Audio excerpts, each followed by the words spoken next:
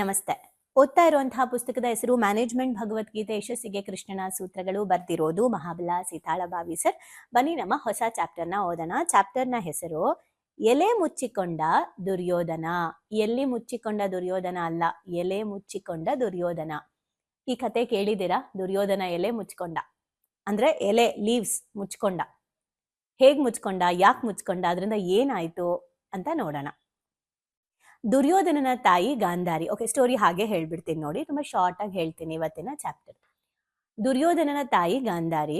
ಗಾಂಧಾರಿ ಧೃತರಾಷ್ಟ್ರ ಕುರುಡ ಆಗಿದ್ದ ಅನ್ನೋ ಕಾರಣಕ್ಕೆ ಗಾಂಧಾರಿ ನನ್ನ ಗಂಡ ಪ್ರಪಂಚನ ನೋಡಕ್ ಆಗಲ್ಲ, ಹಾಗಾಗಿ ನಾನು ಕೂಡ ನೋಡಲ್ಲ ಅಂತ ಹೇಳಿ ಶಪಥ ಮಾಡಿ ಅವರು ಕಣ್ಣಿಗೆ ಬಟ್ಟೆಯನ್ನ ಕಟ್ಕೊಂಡು ಅವರೂ ಕೂಡ ನೋಡ್ಲಿಲ್ಲ.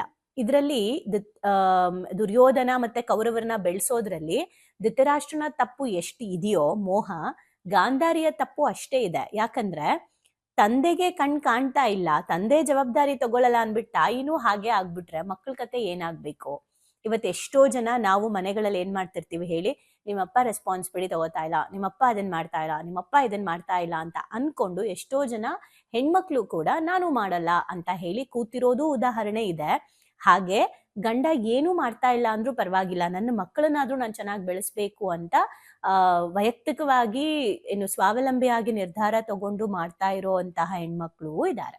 ಸೊ ಹಾಗಿದ್ಮೇಲೆ ಗಾಂಧಾರಿ ಕೂಡ ಅದನ್ನ ಮಾಡ್ಬೇಕಿತ್ತು, ಜವಾಬ್ದಾರಿ ತಗೊಂಡು. ಅವಾಗ ಕೌರವರು ಅಟ್ಲೀಸ್ಟ್ ಒಳ್ಳೆ ದಾರಿಯಲ್ಲಿರೋದಕ್ಕೆ ತಾಯಿ ಸಪೋರ್ಟ್ ಮಾಡ್ಬೇಕಿತ್ತು. ಆದ್ರೆ ತಾಯಿ ಕೂಡ ಕಣ್ಣಿಗೆ ಬಟ್ಟೆ ಕಟ್ಕೊಂಡು ಕುತ್ಕೊಂಡ್ಬಿಟ್ರು. ಈ ಇದಕ್ಕೂ ಇವರು ಕೂಡ ಒಂದು ಕಾರಣ ಆಗ್ತಾರೆ ಅನ್ನೋದು ನಮಗೆ ಗೊತ್ತಾಗುತ್ತೆ. ಸೊ ಬೀಯಿಂಗ್ ಎ ಅಮ್ಮ ಅಪ್ಪ, ನಾವು ಗಂಡ ಮಾಡ್ಲಿ ಹೆಂಡತಿ ಮಾಡ್ಲಿ ಅಂತ ಮಕ್ಕಳ ಲೈಫ್ನ ಹಾಳು ಮಾಡೋದಲ್ಲ, ನಾವು ಸ್ವಾವಲಂಬಿಯಾಗಿ ನಮ್ಮ ಮಕ್ಕಳಿಗೆ ಏನೆಲ್ಲ ಕಲಿಸ್ಬೇಕಾಗಿದೆ, ಏನೆಲ್ಲ ಮಾಡ್ಬೇಕಾಗಿದೆ ಅದನ್ನ ಮಾಡ್ಬೇಕು. ಯಾವುದೇ ಕಾರಣಕ್ಕೂ ನಮ್ಮ ದ್ವೇಷಕ್ಕೆ ಅಥವಾ ಅವ್ರು ಮಾಡ್ಲಿ ಅಂತ ಮಕ್ಕಳ ಲೈಫ್ನ ಹಾಳು ಮಾಡಬಾರ್ದು. ಇದನ್ನ ನಾವು ತಿಳ್ಕೊಬೇಕು. ಯಾವಾಗ ಇದರಿಂದ ನಾವೇನ್ ಕಲಿಬಹುದು ಗೊತ್ತಾ? ಯಾವಾಗ ಮನೆಯಲ್ಲಿ ಗಂಡಸರು ಜವಾಬ್ದಾರಿಯಿಂದ ಇರೋದಿಲ್ಲ, ಅಲ್ಲಿ ನೀವು ಜೀವನನ ಈ ತರ ನೋಡಕ್ ಸ್ಟಾರ್ಟ್ ಮಾಡಿ. ಮೇ ಬಿ ಇವರು ನನ್ನನ್ನ ಇಂಡಿಪೆಂಡೆಂಟ್ ಮಾಡಕ್ಕೆ ಬಂದಿದ್ದಾರೆ ಅನ್ಸುತ್ತೆ ಅಂತ ಯೋಚನೆ ಮಾಡಿ. ಸೊ ಮೇ ಬಿ ನಾವು ಎವಾಲ್ವ್ ಆಗಕ್ಕೆ ಅವ್ರ ಅವಶ್ಯಕತೆ ಇತ್ತನ್ಸುತ್ತೆ, ಅದಕ್ಕೆ ಅವ್ರು ಹಂಗಿದ್ದಾರೆ ಅಂತಾನೂ ಯೋಚನೆ ಮಾಡಿ ಬೆಳೀರಿ, ಆಯ್ತಾ? ಅಂದ್ರೆ ಬೇರೆ ಯಾರೋ ಹಂಗಿದ್ದಾರೆ ಅಂತ ನಾವು ನಮ್ ಜೀವನನ ಹಾಳು ಮಾಡ್ಕೊಬಾರ್ದು. ಸೊ ಸೇಮ್ ಗಾಂಧಾರಿ ಕೂಡ ಹಾಗೆ ಮಾಡಿದ್ದು ಕೌರವರನ್ನ. ಸೊ ಇದಾದ ಮೇಲೆ ಅವರಲ್ಲಿ ಒಂದು ಅಗಾಧವಾದ ಶಕ್ತಿ ಇತ್ತು ಗಾಂಧಾರಿಯಲ್ಲಿ. ಅವ್ರು ಅಷ್ಟು ವರ್ಷ ಕಣ್ಣನ್ನ ಮುಚ್ಚಿರೋ ಕಾರಣ ಹಾಗೆ ಅವರಲ್ಲಿ ಒಂದು ಶಕ್ತಿ ಇತ್ತು. ಆ ವರನ ಅವರು ಯಾರಿಗಾದ್ರೂ ಕೊಡ್ಬೋದಿತ್ತು. ಅದೇನಂದ್ರೆ, ಅವರು ಕಣ್ಣು ಬಟ್ಟೆನ ತೆಗೆದು ಅವರ ದೃಷ್ಟಿಯಿಂದ, ಕಣ್ಣಿನಿಂದ ಯಾರನ್ನ ನೋಡ್ತಾರೆ, ಮೇಲಿಂದ ಕೆಳಗೊರ್ಗೂ ಒಬ್ಬ ವ್ಯಕ್ತಿಯನ್ನ ನಗ್ನವಾಗಿ ನೋಡ್ಬೇಕು. ಅಂದ್ರೆ ಬಟ್ಟೆ ಇರಬಾರ್ದು, ಕಂಪ್ಲೀಟ್ ನಗ್ನವಾಗಿ ನೋಡಿದ್ರೆ ಗಾಂಧಾರಿ ಆ ವ್ಯಕ್ತಿಯ ಫುಲ್ ಬಾಡಿ ಏನಿದೆ ಅದು ಕವಚ ಆಗ್ಬಿಡತ್ತೆ, ಅಂದ್ರೆ ಪ್ರೊಟೆಕ್ಷನ್ ಆಗ್ಬಿಡತ್ತೆ. ಯಾವುದೇ ಕಾರಣಕ್ಕೂ ಆ ವ್ಯಕ್ತಿಯನ್ನ ಯಾರು ಕೊಲ್ಲಕ್ಕೆ ಆಗಲ್ಲ. ಆ ಥರದ ಒಂದು ಶಕ್ತಿ ಗಾಂಧಾರಿಯಲ್ಲಿ ಇತ್ತು. ಹಾಗಾಗಿ ಕುರುಕ್ಷೇತ್ರ ಯುದ್ಧದ ಸಮಯದಲ್ಲಿ ಗಾಂಧಾರಿ ದುರ್ಯೋಧನನ್ಗೆ ಹೇಳ್ತಾರೆ, ಬೆಳಗ್ಗಿನ ಜಾವ ನೀನು ನಗ್ನವಾಗಿ, ಒಂದೇ ಒಂದು ಚೂರು ಬಟ್ಟೆನ ಹಾಕೊಳ್ದೆ ಕಂಪ್ಲೀಟ್ ನಗ್ನವಾಗಿ ನನ್ನ ಎದುರುಗಡೆ ಬಂದು ನಿಂತ್ಕೋಬೇಕು. ನಾನು ಅವಾಗ ನನ್ನ ಕಣ್ಣಿನ ಬಟ್ಟೆಯನ್ನ ತೆಗಿತೀನಿ, ಅದನ್ನ ತೆಗೆದು ನಾನು ನಿನ್ನನ್ನ ನೋಡ್ತೀನಿ ಅಂತ ಹೇಳಿರ್ತಾರೆ. ಸೊ ಅದರಂತೆ ದುರ್ಯೋಧನ ಅರ್ಲಿ ಮಾರ್ನಿಂಗ್ ಬೇಗ ಎದ್ಬಿಟ್ಟು ಬರ್ತಾರೆ. ಬಂದ್ಬಿಟ್ಟು ನಗ್ನವಾಗಿ ರೋಡಲ್ಲಿ ಬರ್ಬೇಕಾದ್ರೆ ಈ ವಿಷಯ ಕೃಷ್ಣಂಗೆ ಗೊತ್ತಿರುತ್ತೆ. ಯಾಕೆ ಕತೆ ನೆಕ್ಸ್ಟ್ ನೋಡೋಣ. ಸೊ ಕೃಷ್ಣಂಗೆ ಗೊತ್ತಿರುತ್ತೆ ವಿಷಯ.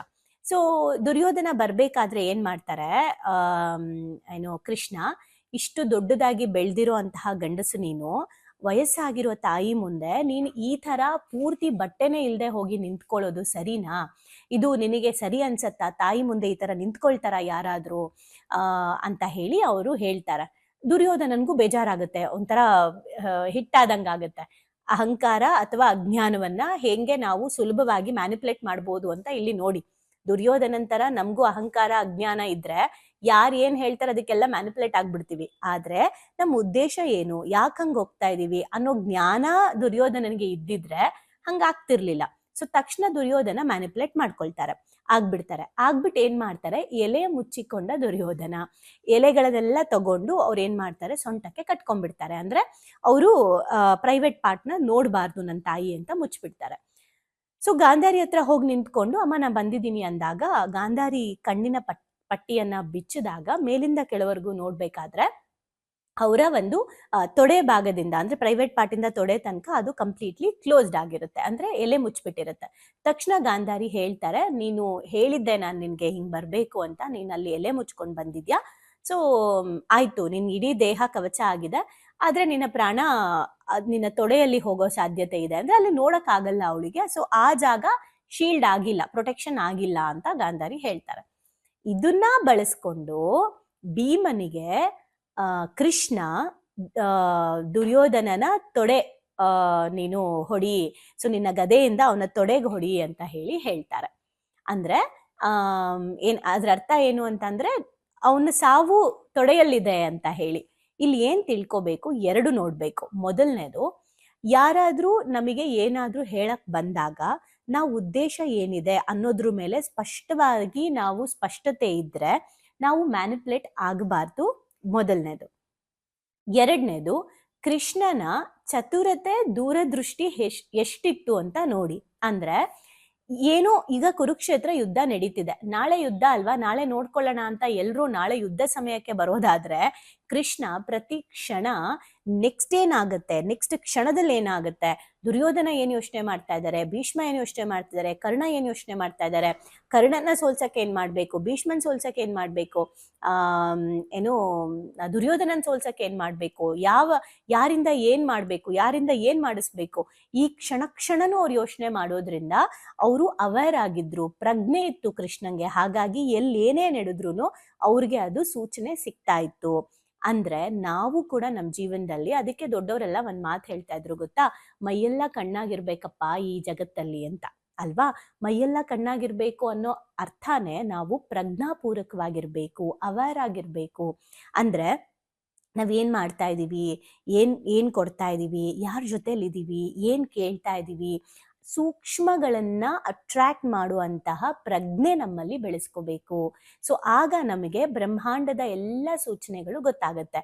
ಇಂಟ್ಯೂಷನ್ಸ್ ಅಂತ ಹೇಳ್ತಾರಲ್ವಾ, ಥರ್ಡ್ ಐ ಆಕ್ಟಿವೇಟ್ ಆಗುತ್ತೆ, ನಿಮ್ಗೆ ಎಲ್ಲ ಕಾಣುತ್ತೆ ಅಂತೆಲ್ಲ ಹೇಳ್ತಾರಲ್ವಾ. ಅದು ಹೇಗ್ ಸಾಧ್ಯ ಅಂದ್ರೆ, ನೀವೆಷ್ಟು ಅವೇರ್ ಆಗಿ ಬದುಕ್ತೀರಾ, ಎಷ್ಟು ಮೌನವಾಗಿ ಧ್ಯಾನ ಮಾಡ್ತೀರಾ, ಪ್ರಾಕ್ಟೀಸ್ ಮಾಡ್ತೀರಾ, ಎಲ್ಲರಲ್ಲೂ ಆ ಶಕ್ತಿ ಇದೆ.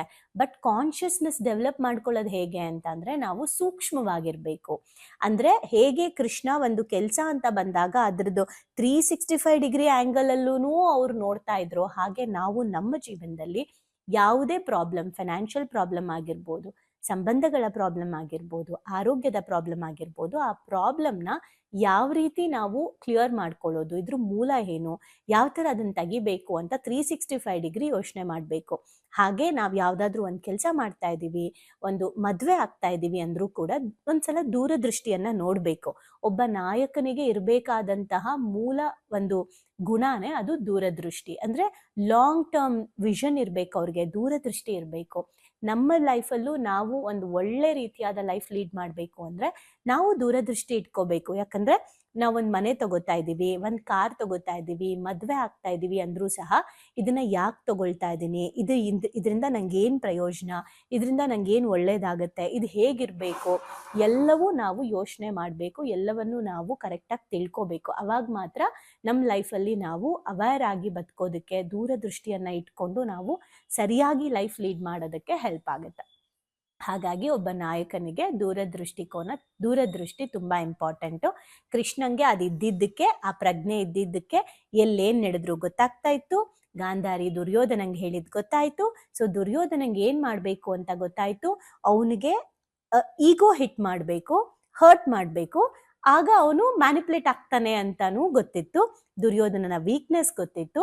ಇದೆಲ್ಲವೂ ಕೂಡ ಒಬ್ಬ ನಾಯಕನಿಗೆ, ಒಂದು ಕುಟುಂಬನ ನಡೆಸೋದಕ್ಕೆ, ಒಬ್ಬ ವ್ಯಕ್ತಿ, ನನ್ನ ಸಂಬಂಧದಲ್ಲಿ, ಫ್ಯಾಮಿಲಿಯಲ್ಲಿ ಒಬ್ಬ ವ್ಯಕ್ತಿಯನ್ನ ನಾವು ಯಾವ ರೀತಿ ಕನ್ವಿನ್ಸ್ ಮಾಡಬೇಕು ಅನ್ನೋದು ಕೂಡ ನಮ್ಗೆ ಗೊತ್ತಿರಬೇಕು.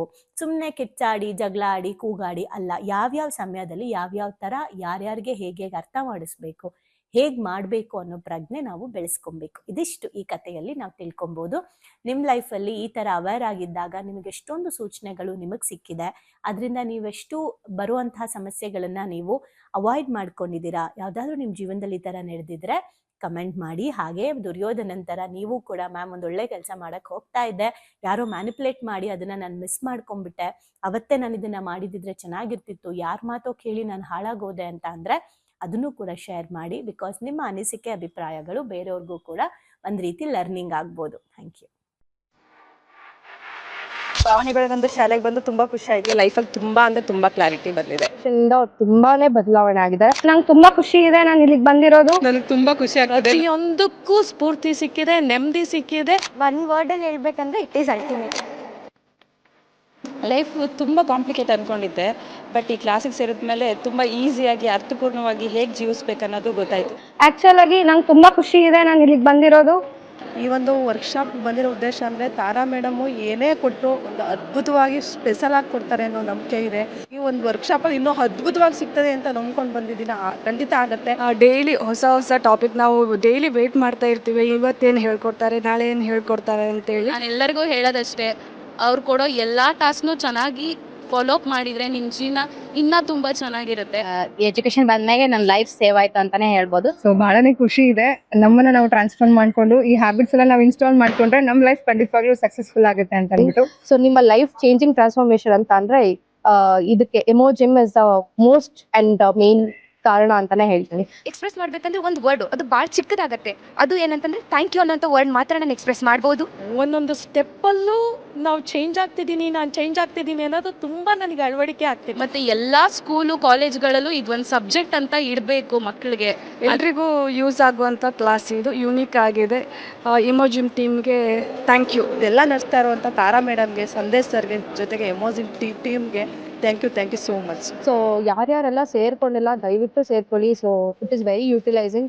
ಲೈಫ್ ಲಾಂಗ್ ಯಾರಿಗಾದ್ರೂ ಚಿರಋಣಿಯಾಗಿರ್ತೀವಿ ಅಂದರೆ ಅದು ಸಂದೇಶನ ಮತ್ತು ತಾರಾ. ಸೊ ಬನ್ನಿ ಭಾವನೆಗಳಿಗೊಂದು ಶಾಲೆನ ಎಂಟರ್ ಆಗಿ ಅದನ್ನ ಫೀಲ್ ಮಾಡಿ. ಅಂದ್ರೆ ರಿಕ್ವೆಸ್ಟ್ ಮಾಡ್ಕೊಂತಿದ್ದೀನಿ ನಿಮಗೆ, ಇದರಿಂದ ಲಾಸ್ ಆಗೋದಂತೂ ಏನೂ ಇಲ್ಲ, ಬಟ್ ಲೈಫಲ್ಲಿ ತುಂಬಾನೇ ಪಡ್ಕೊಂತೀನಿ ನಾನು. ಅದಕ್ಕೆ ನಾನು ಶೋರ್ ಗ್ಯಾರಂಟಿ ಕೊಡ್ತೀನಿ ನಾನು. ಎಲ್ಲೂ thank you to Tara ma'am and Sandesh sir. Thank you to whole my ಎಮೋಜಿಮ್. Thank you.